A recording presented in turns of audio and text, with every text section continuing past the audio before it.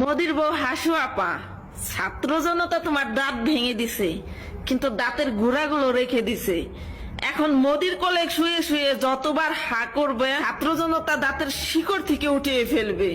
মনে রাখবে, এইবার 32, তারপরে টুঙ্গিপাড়া। বাপের অস্তিত্ব যদি বাঁচায় রাখতে চাও তাহলে মোদির কোলে চুপ করে ঘুমাও। চুতমা রানী মাগি কইল কি? চুতমা রানীদের কথা শুই না শরীরের রক্ত টকবক করতেছে। এই চুতমা রানী মাগি প্রবাসের মাটিতে যাইয়া বাজো পোলা পানে চোদা খাইতে খাইতে এমন হয়ে গেছে গা, এখন কি বলবো, এগুলার মাথা সেন্স ঠিক থাকে না। তো যতটা তথ্য নিয়ে জানতে পারছি ভাই বারাদার, আমার ভিডিওটা যথেষ্ট পরিমাণে শেয়ার করে দিবেন। যতটা তথ্য নিয়ে জানতে পারছি, এই চুতমা রানীদের বিয়া হয়েছিল 2টা বাংলাদেশে থাকতে। ওর ছোট বোনের জামাইয়ের সাথে নাকি পরকিয়া কইরা ধরা খাইছিল।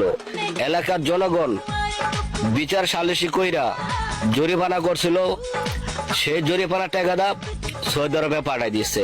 আসলে কি, তোরা যারা দেহ ব্যবসা করস, যে চুতমা রানী জিরা এই প্রবাসের মাটিতে থাকস, বুকে হাত দা বলতে পারবি যে আমরা হালাল পথে টাকা কামাই করি? চুতমা রানী সৌদি আরবে যাইয়া উল্টা পাল্টা বয়স দাও, তোর কপালে খুব খারাপই আছে। চুতমা রানী যে পার জুতা দিয়া বাইরেতে বাইরেতে কারসা ঘুষে গরম বানায় ফেলামো। চুতমা রানী জি, সময়টা যদি খালি একটু ঘুরে তোর ফ্যামিলি সহ বাড়ির সাথে ধুলাই মিশাই ফেলামো। চুতমা রানী জি।